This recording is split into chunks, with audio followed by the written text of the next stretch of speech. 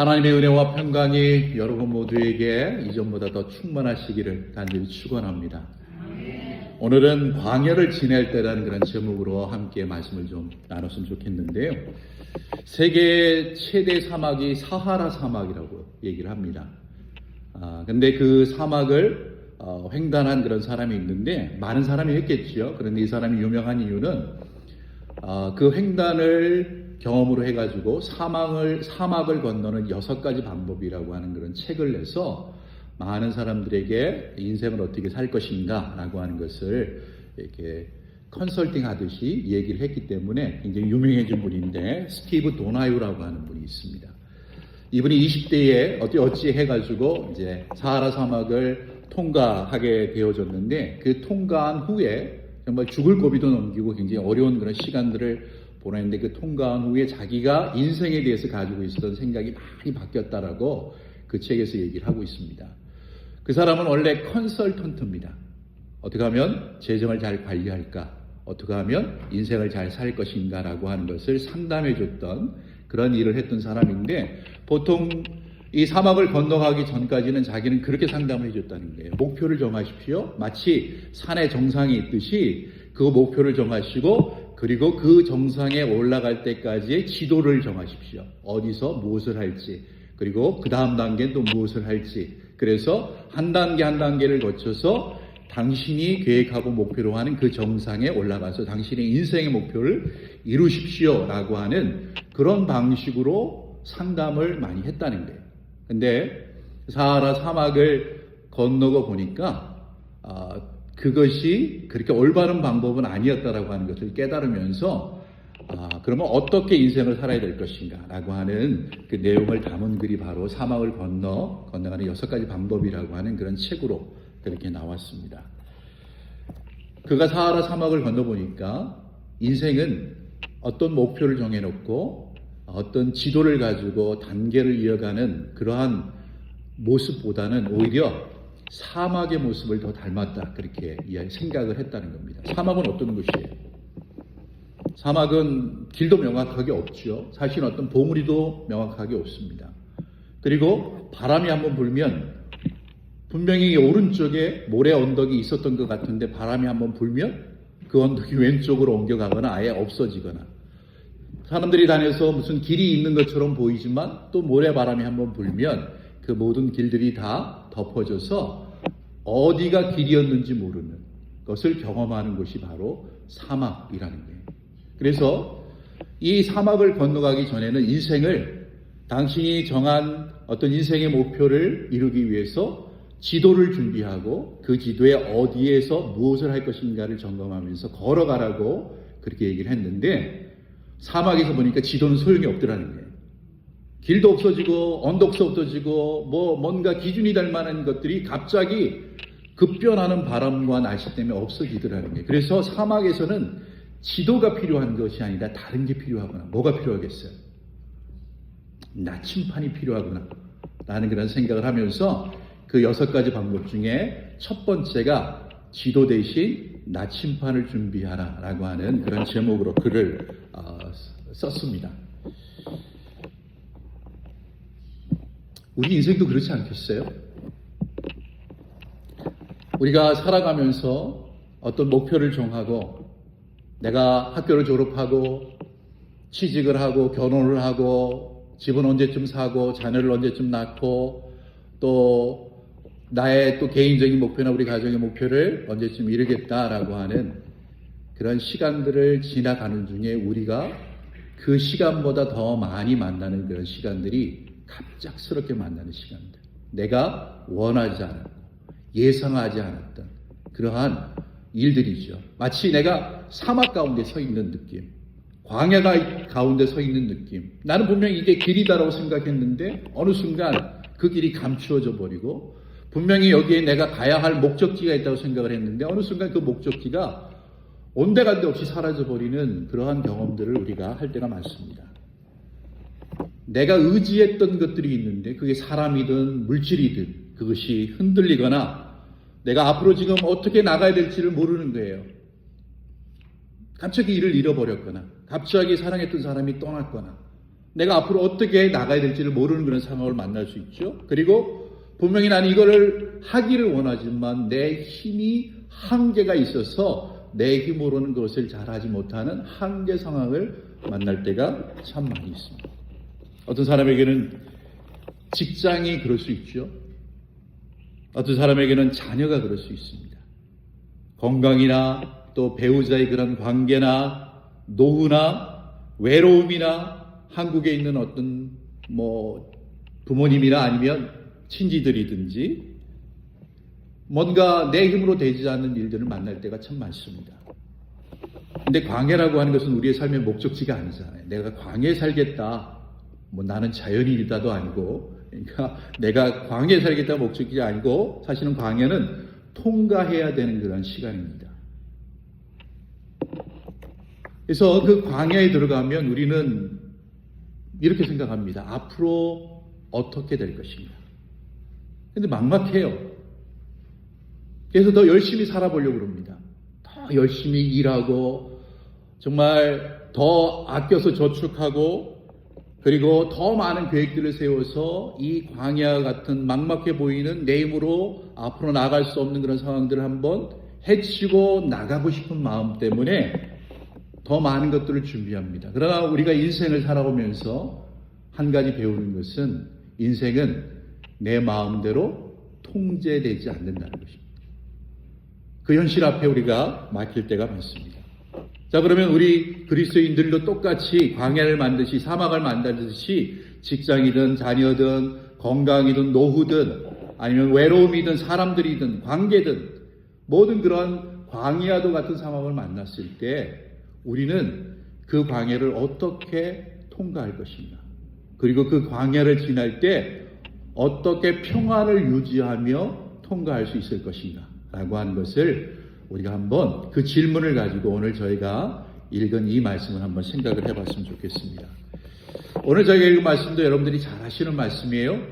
아론의 축복이다, 아니면 여러분 성경에 나와 있는 소제목처럼 제사장의 축복이다, 이렇게 알려진 그러한 말씀입니다.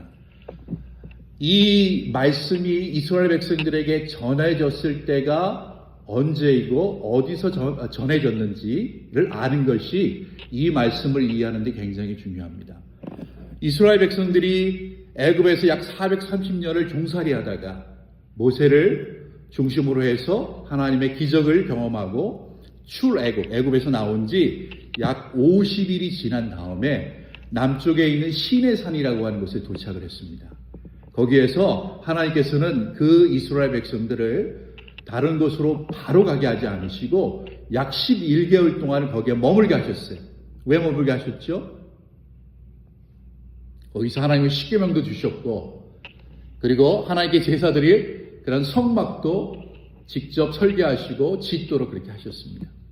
그런데 이 모든 것들이 다 준비되고 나서 이제 다시 광야로 가야 할 그런 시간이 됐습니다.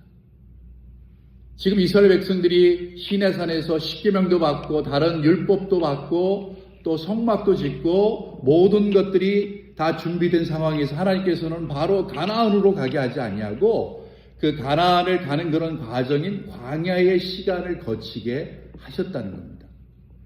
그 광야를 향해 떠나가는 이스라엘 백성들에게 하나님이 아론 그리고 제사장들을 통해서 주신 말씀이 바로 오늘 우리가 읽은 그 말씀이라고 하는 것입니다. 자, 이스라엘 백성들이 짐을 싸기 시작했어요. 천막을 다 정리하고 자기의 개인 짐, 가족의 짐, 또 가축들, 또 먹이들 이런 것들을 다 준비해서 이제는 광야로 나아가야 되는 때가 됐습니다. 그때 그 백성들은 뭘 생각했을까요? 이 광야를 어떻게 지나갈 수 있을까? 이 많은 200만 정도 되고 그보다 더 많을 수 있는 이 가축들의 물은 어디서 구할 수 있을까? 우리 가족이 먹을 것은, 우리 부족이 먹을 것은, 우리 민족이 먹을 것은 어디서 구할 수 있을까? 광야를 걷다 보면 독사도 나타나고 전갈도 나타나고 굶주린 동물들도 나타나는데 혹시 우리가 피해를 입는 건 아닐까? 이 광야를 거쳐서 어떻게 하나님이 예비하신 가나안 땅에 갈 수 있을까? 수많은 그런 생각을 했을 것입니다. 그런 생각을 하고 있는 이스라엘 백성들에게 하나님께서는 이 말씀을 해 주셨어요. 자, 다시 한번 읽어볼까요? 여호와는 내게 복을 주시고 너를 지키시기를 원하며 여호와는 그의 얼굴을 내게 비추사 은혜 베푸시기를 원하며 여호와는 그 얼굴을 내게로 향하여 드사 평강 주시기를 원하노라. 하나님이 굉장히 짧은 축복의 말씀을 주셨어요. 이 말씀을 모든 분들이 다 좋아합니다. 자, 그러면 하나님이 이 말씀을 주셨을 때에 무엇을 강조하기를 하셨을까요? 여러분이 이 말씀 중에 뭘 제일 좋아하세요? 여호와를 제일 좋아하세요? 뭘 좋아하세요? 복을 좋아하세요? 혹시 하나님의 얼굴을 더 좋아하세요? 아니면 은혜를 좋아하세요? 평강을 좋아하세요? 다 모든 것들이 다 좋은 거예요. 그런데 하나님이 이 말씀을 주셨을 때 강조하는 것은 두 가지였습니다. 반복되는 게 두 가지가 있어요. 뭐가 반복이 돼요? 또 한 가지는요.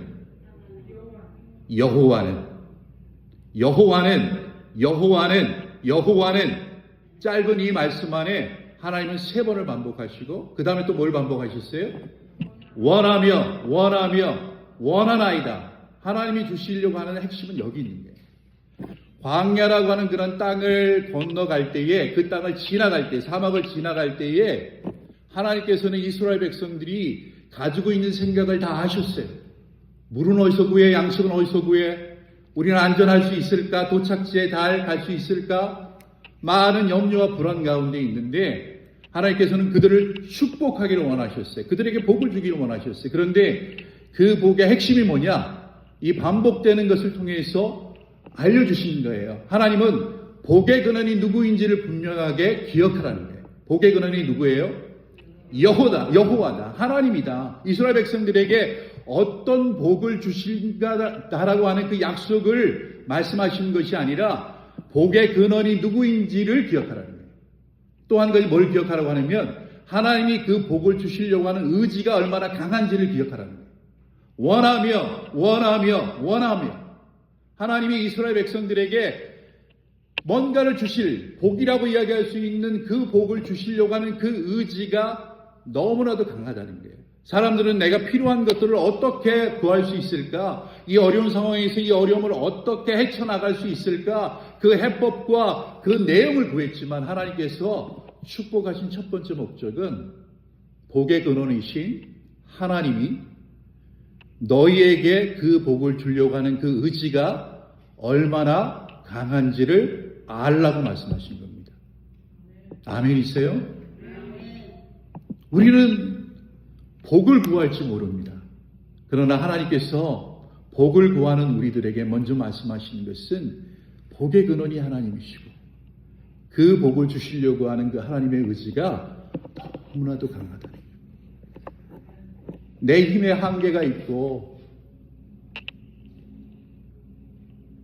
내 상황이 막막한 그런 상황 가운데서 그 광야 같은 인생길을 걸어갈 때 이스라엘 백성에게 뿐만 아니라 우리에게 하나님이 말씀해 주시는 것은 복은 어디서 오느냐? 너희가 행복하기 위해서 그 복을 어디서 찾고 있느냐? 라고 물으시는 거예요. 만약에 그 복의 근원을 하나님이 아닌 곳에서 찾는다면 하나님의 마음이 슬프다는 거예요. 왜? 하나님은 복을 주기를 원하시는데 우리들은 아니면 사람들은 복을 다른 데서 찾고 있다라고 하는 거예요. 하나님의 원함은 강력한데 하나님의 그 복이 올 수 없는 그 마음을 가지고 살아가는 것에 대해서 하나님은 가슴 아파하신다는 겁니다. 여러분이 한번 질문해 볼까요? 여러분 행복하십니까? 여러분 지금 행복하세요? 그러면 무엇 때문에 행복하세요? 여러분 불행하십니까? 저는 무엇 때문에 불행하다고 생각을 하시나요? 사람들이 행복의 조건으로, 행복이라는 말은 누리는 복이라는 뜻이잖아요.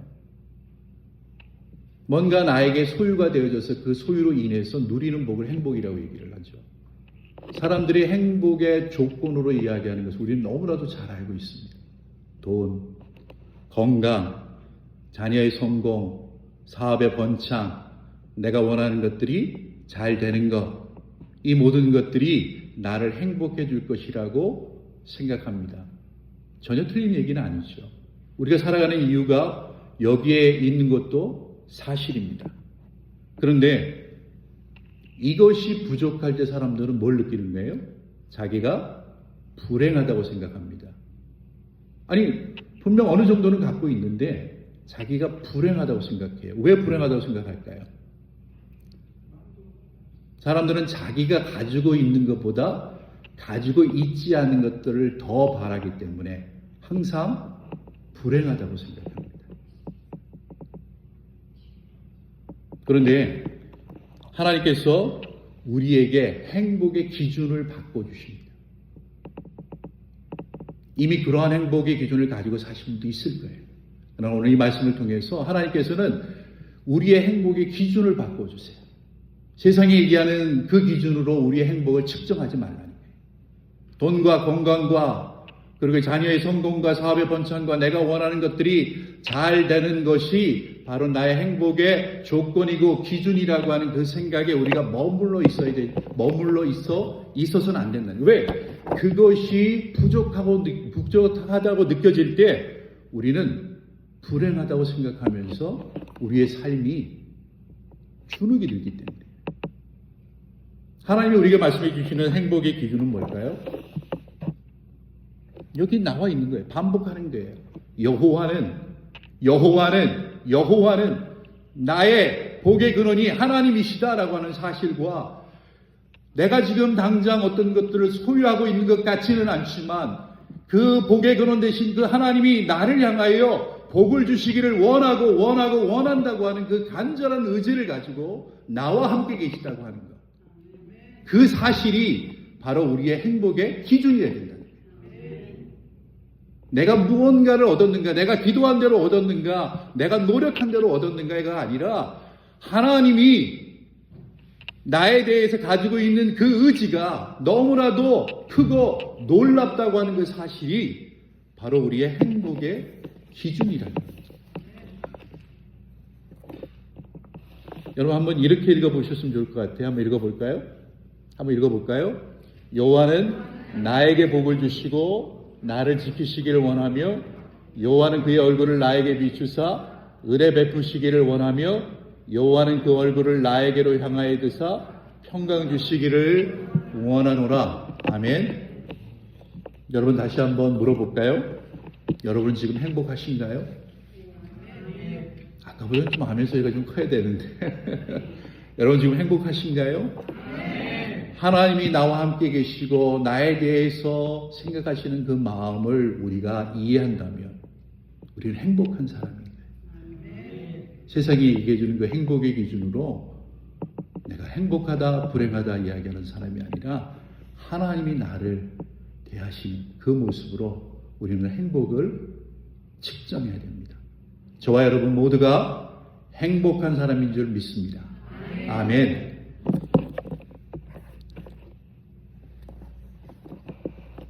우리가 이 행복을 가지고 살아가면서 이 말씀을 마음속에 이번 한 주간 새기셨으면 좋겠어요. 하나님은 나에게 복을 주시고 나를 지키시기를 원합니다.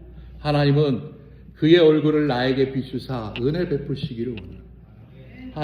하나님은 그 얼굴을 나에게로 향하여 두사 평강 주시기를 원합니다.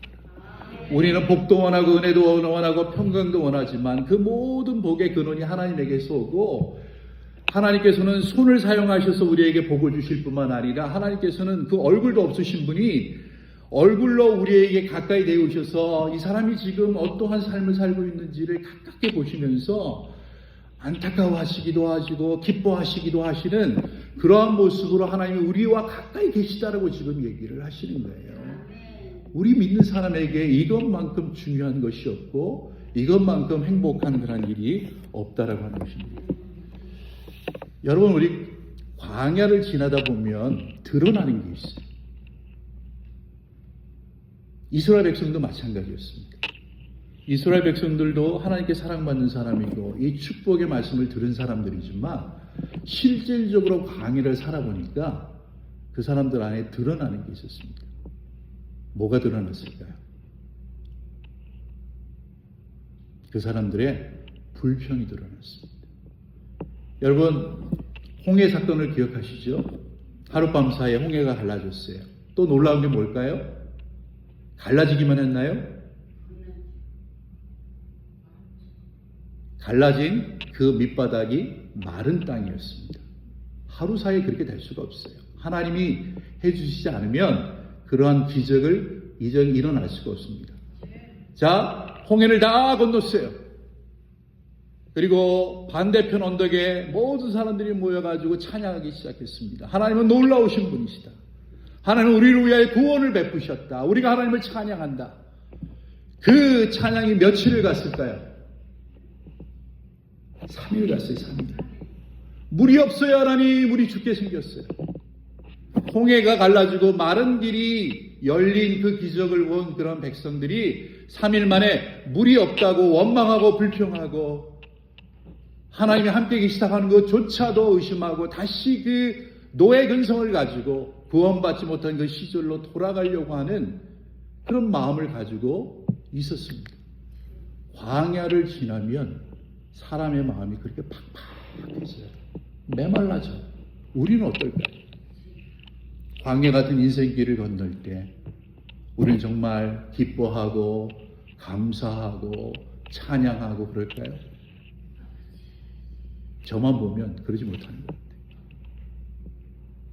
불평하고 불만하고 초조해하고 짜증내고 얼굴이 굽고 말은 차갑고 목소리는 날카롭고 반응 앞에 그 사람을 이해하기보다는 내 주장을 앞세우는 그러한 일들, 불평과 불만과 그러한 삶이 광야를 지날 때 보이더라는 것입니다. 그렇기 때문에 우리는 하나님이 주신 말씀을 다시 한번 마음속에 새겨야 됩니다. 광야는 내 힘으로 통제할 수 없는 세상 가운데 내가 들어갔다는 것입니다. 열심히 사는 것만으로 되지 않고 복에 그런 대신 그 하나님이 나에게 복을 주시려고 하는 그 의지가 얼마나 강한 것인가를 기억하고 나는 최선을 다해서 살아야 되겠지만 내가 통제하지 못하는 일들은 하나님에게 온전하게 맡기는 그런 삶을 살아야 된다고 하는 것입니다. 그때 하나님께서 우리가 어떻게 한 걸음을 더 나아갈 수 있을지 우리에게 말씀을 해주시는 겁니다. 나는 내가 지키는 것이 아니라 하나님이 지키신다 라고 하는 그 믿음으로 우리가 살아야 될 줄 믿습니다.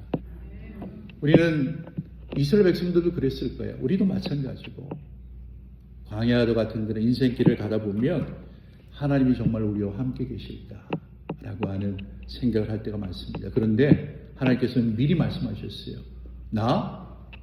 네 옆에서 얼굴로 함께 있거든 이라고 말씀을 하셨어요. 얼마나 하나님이 우리와 가까이 계신가라고 하는 것을 생각하라고 하는 것입니다. 당장 우리의 문제가 해결되지 않아도 여전히 우리가 광야의 길을 걸을 수가 있어요. 사고를 당해서 건강이 나빠져서 경제가 안 좋아져서 또 자녀의 문제로 광야의 길을 걸어갈 수 있지만 우리가 해야 될 일은 내가 할 수 없는 이 일을 하나님께서 해주시려고 하는 그 의지가 너무나도 강하기 때문에 내가 하나님 앞에 이 불안을 모두 맡기고 하나님께서 말씀해 주신 그 말씀대로 한 걸음 한 걸음 나에게는 지도가 없지만 하나님이 나와 함께 해주신다고 하는 그 나침반과 같은 그 방향을 가지고 내가 이 길을 가도 하나님이 함께 계시고 한 걸음을 옮겨도 함께 해주시고 내가 힘든 일을 만나도 하나님이 함께 계신다고 하는 그 믿음으로 내가 살아가겠습니다 라고 하는 그 마음을 잊지 않고 살아가야 될 줄 믿습니다. 우리에게 행복의 이유가 뭐라고요? 복의 근원 되신 하나님이 엄청나게 강한 의지를 가지고 우리에게 복을 주시기를 원하시고 있다라고 하는 그 사실이 바로 우리의 행복의 이유인 줄 믿습니다. 이걸 가지면 우리는 하나님을 찾을 수 있는 거예요. 하나님 복을 주시고 지켜주시고 은혜 주시고 평강 주시길 원합니다. 나에게 필요한 것이 있습니다. 복을 주십시오. 내가 위험합니다. 내가 아픕니다. 지켜주십시오. 내가 다른 사람들의 모습을 보고 나는 왜 이 모양으로 살지 비교하며 내 마음이 주눅들어 있습니다. 그러나 하나님의 은혜가 내 가운데에서 비교가 아니라 하나님의 사랑받는 자임을 알게 해주십시오. 내가 절망 가운데서 내 마음이 낙담되어 있을 때 하나님 내 상황이 아니라 나에게 복을 주시기를 원하는 그 하나님의 마음이 바로 나의 마음을 평안하게 해줍니다. 그 마음을 유지하는 것이 우리가 광야도 같은 그 길을 걸어가는 그런 힘이 되는 줄 믿습니다. 그렇게 우리는 훈련받아서 광야를 지나면 가나안에 도착합니다. 가나안은 어딜까요? 많은 분들이 천국을 얘기하지만 천국이 틀린 말은 아니에요. 그러나 가나안은 그렇게 훈련받은 사람이 사명을 이루는 장소입니다. 내가 광야에서 훈련받아야 하나님의 일을 할 수 있는 거예요. 그렇기 때문에 우리에게 광야 같은 시간들, 부족함의 시간들이 있다는 것은 불평의 시간이 아니라 내가 무엇을 진정 행복의 조건으로 알며 살았는가, 무엇을 의지하며 살았는가를 확인하고 내가 무엇을 버리고 무엇을 선택해야 되는가를 결정하는 시간이 광야인 거예요. 어떤 사람에게는 짧은 기간일 수 있고 어떤 사람에게는 긴 기간이 있을 수 있습니다. 그러나 그 기간에서 하나님의 복의 근원이시고 그분이 나에게 복을 주시기를 원한다고 하는 그 하나 믿고 인생을 살아가는 사람에게는 하나님께서 사명을 주신다. 그 사명의 현장이 가나안입니다. 가나안은 선교만 가는 게 가나안이 아니에요. 내 가정이 가나안입니다. 교회가 가나안이에요. 내가 직장에서 만나는 사람, 어떤 모임에서 만나는 그 모든 것이, 내가 속해 있는 그 모든 것이 다 가나안인 거예요. 그 가나안에 가서 우리는 외치는 거예요. 우리는 광야와 같이 힘든 그런 시간을 지낼 수 있습니다. 우리는 지금 다 채워지지 않았습니다. 우리는 지금 부족합니다. 그러나 내가 믿는 것은 복의 근원 되신 그 하나님이 우리에게 복을 주시기를 원하고 있다고 하는 사실입니다. 나는 그것을 의지해서 기도할 것이고 내 불안을 내어놓을 것이고 그리고 하나님이 나와 함께 해주실 것을 믿습니다. 그 마음으로 살아가는 장소가 가나안인데, 그렇기 때문에 우리가 있는 곳이 축복의 장소입니다. 여러분들은 축복의 사람들인 거예요. 우리 옆에 분에게 잘 모르시는 것 같은데 좀 알려주세요. 당신은 축복의 사람입니다. 우리 한번 알려주세요.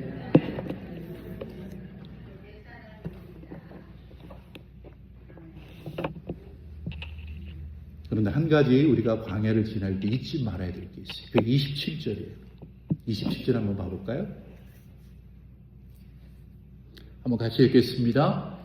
그들은 이같이 내 이름으로 이스라엘 자손에게 축복할지니 내가 그들에게 복을 주리라. 아멘. 어느 선생님이요, 초등학교 2학년 학생을 가지고 있는데 어느 날 그 아이를 피자집에서 만났습니다. 그 아이에게 5개의 조각 피자를 사주면서 먹으라고 했어요. 이 아이는 웬 피자냐 그러면서 즐겁게 2개를 먹었습니다. 근데 선생님은 선생님이라 이 아이에게 그 시간에도 산수를 좀 가르치고 싶었어요. 그래서 그 아이에게 이렇게 물었습니다. 자, 내가 너에게 몇 개의 피자를 사줬어? 몇 개죠? 5개. 자, 너는 몇 개 먹었지? 2개. 자, 그러면 지금 몇 개 남은 거야? 라고 문제를 냈습니다.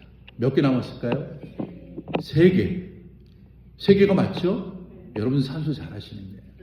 근데 그 아이가 다르게 대답을 했어요. 2개요 그랬어요. 그 손님이 갑자기 너무 놀래가지고 내가 애들을 잘못 가르쳤나? 그래가지고 다시 물었어요. 내가 너 5개 사줬고 너 2개 먹은 거야? 그럼 몇 개 남은 거야? 이게 이 아이가 2개요 그래요. 아니 3개지 왜 2개야? 그랬더니 이 아이가 뭐라고 하면 우리 아빠가 그러는데요. 먹는 게 남는 거래요. 그렇게 얘기를 하는 거예요. 제가 이게 농담을 휴머를. 근데 나이가 좀 들고 보니까 먹는 게 남는 건 남는데 어디에 남아요? 배에 남아요. 네, 배에 남더라고요. 자, 이야기를 왜 했는가 하면 우리가 70평생, 80평생, 90평생을 살 수 있어요? 우리 인생에서 무엇이 남을 수 있을까요? 아니면 무엇이 남아야 할까요? 아니면 여러분은 무엇을 남기고 싶으신가요? 여러분의 그 고귀한 인생을 살아가면서 무엇을 남기고 싶으세요? 오늘 저는 이 말씀을 보면서 하나님께서 오늘 우리들에게 우리가 남길 수 있는 여러 가지가 있죠. 통장에 돈을 남길 수도 있고, 집을 남길 수도 있고, 책을 남길 수도 있고, 여러 가지 많은 것들을 남길 수 있어요. 그런데 하나님이 광야를 지나가는, 그런 사막을 지나가는 그런 삶을 살아가는 우리가 만약 그럴 때에 우리가 남겨야 될 것이 뭐냐? 그것은 축복이라는 거예요. 우리가 남겨야 될 것은 축복이라고 이렇게 이야기를 해 주고 있습니다. 우리가 다른 사람들을 가르치고 싶은 욕망이 막 일어날 때가 있어요. 내 아이를 막 잘 가르치고 싶어서 잔소리도 하고 야단도 치고 매를 들기도 합니다. 그 모든 것들이 다 필요해요. 그런데 한 가지를 빼먹으면 안 돼요. 뭘 빼먹으면 안 될까요? 그 아이를 축복하는 일을 빼먹으면 안 돼요. 배우자도 마찬가지예요. 이제 오래 살다 보면 이게 좀 옛날하고 마음이 다르잖아요. 손을 잡으면 떨리나요? 아니죠. 나이가 들고 오래됐는데 손을 잡아서 떨리는 사람, 뭔가 찌릿찌릿한 사람은 류마티스 관절염에 걸렸다. 그 얘기를 하더라고요.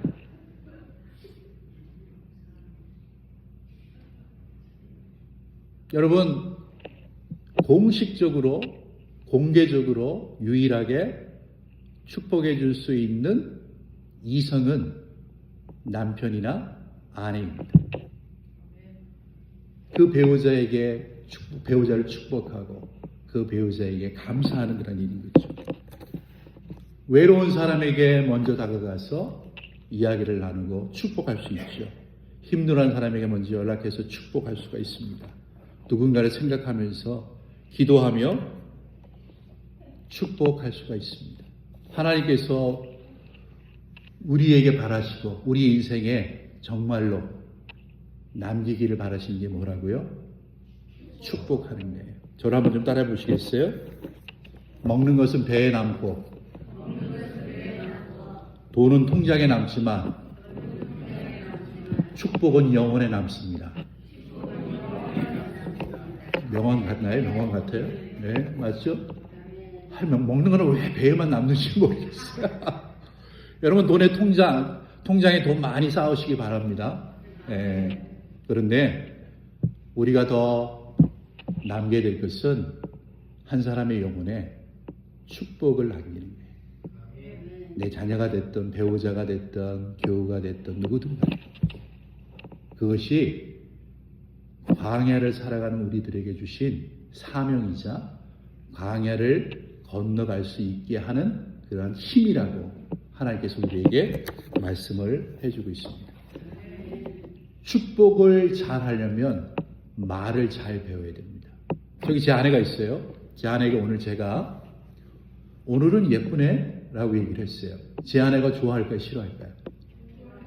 좋아해요? 자, 다른 분들이 여러분에게 오늘은 예쁘시네요, 멋지시네요 라고 얘기를 했어요. 그러면 여러분들은 어떤 생각이 들겠어요? 기분 좋아요? 다 좋은 분들이라 그래요. 좀 안 좋은 분들은 이렇게 생각해요. 예쁘시네요, 멋지시네요 얘기하면 오늘은 예쁘시네요, 멋지시네요 라고 얘기를 하면 어제는 안 이뻤나? 그런데 지금 그런 생각을 할 수 있는 게 사람인 거예요. 나는 좋은 의도로 얘기를 한 거예요. 축복을 한 거예요. 좋은 말을 한 거예요. 오늘은 예쁘시네요. 그런데 그것을 듣는 사람은 어제는 안 예뻤나? 그 생각을 한 거예요. 좋은 의미로 받는 사람도 당연히 있지, 여러분처럼. 그러면 오늘은 예쁘시네요 보다 더 좋은 말은 뭘까요?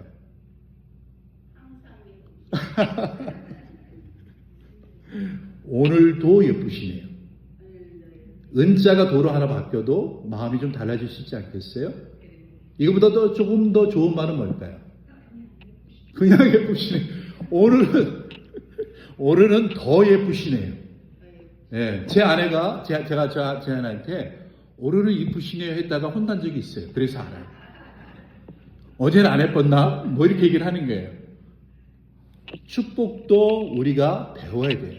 우리가 뭔가 조언하고 우리가 뭔가 격려를 한다고 했을 때 우리는 분명 좋은 의도로 이야기할 수 있지만 받는 사람이 그렇게 받지 못하는 경우도 있다는 것을 우리는 생각하고 우리가 정말 잘 말하는 법을 배워야 돼요. 그냥 내 마음 가는 대로 내가 아는 대로 말하는 것이 아니라 하나님의 마음을 어떻게 전달할 수 있을까? 내가 목소리로 말을 내는 이유는 내 성질 드러내려고 내는 게 아니고 하나님이 나의 입을 통해서 말하기를 원하시는 것을 내가 이야기한다라고 하는 그런 생각으로 이야기를 하면 100%는 뭐 그렇지 못하다 할지라도 맞아, 내 입은 하나님의 마음을 전하는 수단인데 하나님이 이런 말 안 하셨는데 왜 내 입은 이렇게 얘기하지? 라고 우리는 우리 입을 단속하고 다시 한번 우리가 어떻게 축복의 말을 해야 될지를 생각하게 되는 거죠. 예를 들어서 우리가 이렇게 얘기를 해봐요. 내가 그럴 줄 알았어. 이렇게 정확한 톤으로 얘기했는지는 모르지만 어떤 사람에게 내가 그럴 줄 알았어. 뭐 이렇게 조금 짜증내거나 화를 낸다든지 예를 들면 기도 더 해야 돼. 지금 믿음이 없어서 그래. 얘기하면 다 맞는 말이에요. 그런데 나 기도했는데 나에게도 얼마큼의 믿음이 있는데 라고 생각을 할 수도 있는 거죠. 또 한 가지 그 정도는 누구나 다 겪는 거야 라고 얘기하면 맞아요. 다른 사람들보다 이 사람의 아픔이 적을 수 있지만 지금 이 사람에게는 자기 아픔이 가장 큰 아픔일 수도 있잖아요. 그리고 또 한 가지 내가 너라면 이렇게 했을 거야 라고 뭔가를 쉽게 조언해 주는 그런 일들. 다른 사람은 너보다 더 힘들어. 참 말이 어려워요. 그렇기 때문에 우리가 말을 배워야 될 줄 믿습니다. 우리가 해줄 수 있는 말은 오늘 저희들이 이 축복의 언어를 통해서 그 사람 붙잡아 놓고 여호와는 너에게 복을 주시고 너를 지켜주시기 원하 이렇게 기도할 수는 없잖아요. 부드럽게 하나님께 너 지켜주실 거야. 지금은 다 이해되지 않지만 내가 너를 위해서 기도할게. 하나님이 너의 그 어려움을 인도해 주실 거고 네가 지금 어느 방향으로 나아가야 될지 잘 모르겠지만 하나님께서 어느 순간 말씀을 통해서 사람을 통해서 네가 어느 방향으로 나가야 될지 어떤 선택을 해야 될지를 알 수 있도록 마음에 감동을 주실 거야.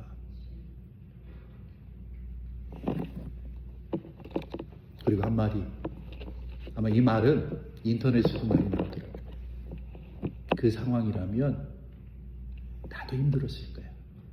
그 사람의 아픔의 크기에 상관없이 그렇게 공감해 주면서 그 사람의 마음을 알아주는 그러한 말들을 우리가 해나갈 때 우리는 축복의 사람이 되어주는 거죠. 이 때문에 때로는 내가 했던 말들을 되돌아보면서 내가 어떤 말들을 했어야 더 좋은 말들을 한 걸까라고 하는 그것을 우리가 생각할 때 그런 노력이 그리스도인의 훈련인 거예요. 우리가 그리스도인이 됐기 때문에 당연하게 좋은 말을 하지 못합니다. 우리는 어릴 때부터 배워왔던 환경으로부터 배워왔던 언어가 있어요. 그 언어가 믿음을 가졌기 때문에 순화되어질 수는 있지만 갑자기 바뀌진 않습니다. 우리는 내가 하는 말이 어떤 말인지 또 내가 어떻게 더 좋은 말을 해야 될지를 배워가야 되는 그런 사람이라는 거예요. 그래야 우리가 서로가 서로에게 축복이 되는 사람이 되는 겁니다. 하나님이 우리를 여기에 모아주신 것은 최혁이라고 하는 목사가 설교하는 그 내용을 들으라고 하는 것에서만 끝나지 아니하고 그 말씀을 듣고 은혜를 받았다면 이제는 내 입술로 나와 함께 믿음 생활하는 형제자매들에게 최대한 그분의 마음을 이해하고 그분의 필요한 축복을 해주도록 하나님이 우리를 모아주셨다. 그게 교회인 거예요. 종교적인 행사에 끝나는 것이 아니라 하나님께서는 광야와 사막과도 같은 그 길을 걸어가는 우리들에게 서로가 서로에게 축복이 되는 사람이 되어주므로 그 길을 혼자 걷지 아니하고 함께 걸어갈 수 있도록 우리를 만나게 해주셨다는 거예요. 그렇기 때문에 우리가 광야를 건널 때 기억해야 될 두 가지 단어가 있어요. 하나는 행복, 내가 누리는 복. 그것은 여호와는 원하신다라고 하는 그 의지가 내가 가지고 있는 가장 큰 복이고 복의 근원이라고 하는 것을 우리는 기억해야 됩니다. 다른 것들도 필요하죠. 그러나 이것이 없으면 안 되는 거예요. 근데 그 누리는 복에서 끝나는 것이 아니라 축복, 나누는 복이 돼야 됩니다. 말로 나누어야 돼요. 기도로 나누어야 됩니다. 때로는 내가 무언가를 도와줄 수 있다면 물질로도 나누어야 됩니다. 당신은 혼자가 아니고 하나님이 나에게 주신 그 복을 함께 나누도록 하나님이 나로 하여금 만나게 된 사람이라고 하는 것을 서로 느끼면서 우리는 광야와도 같은 그 인생길을 걸어가는 것입니다. 옆에 있는 분들이 너무나도 귀한 분들이에요. 네? 그저 그런 분이 아니에요. 세상에 어떤 분들보다 가장 귀한 분들인 줄 믿습니다. 혹시 광야의 길을 걷고 있다라고 생각하셨을 때 나에게 진정한 행복이 무엇인가? 나는 정말 축복의 사람으로 살아가고 있는가? 라고 생각하면서 우리가 이 행복과 축복으로 우리의 삶을 맞춰가면 하나님께서 그 길을 온전하게 건너갈 수 있도록 하셔서 이제는 그저 상처 때문에 아파하고 또 여러 가지 고난 때문에 쓰러져 있는 사람이 아니라 하나님을 위해서 사명의 길을 걷는 그런 사람으로 인도하실 줄 믿습니다. 광야는 횡단하고 우리 모두가 하나님의 일꾼으로서 정말 하나님의 나라를 위해서 살아가는 저와 여러분의 삶이 되시기를 간절히 축원합니다. 기도하겠습니다.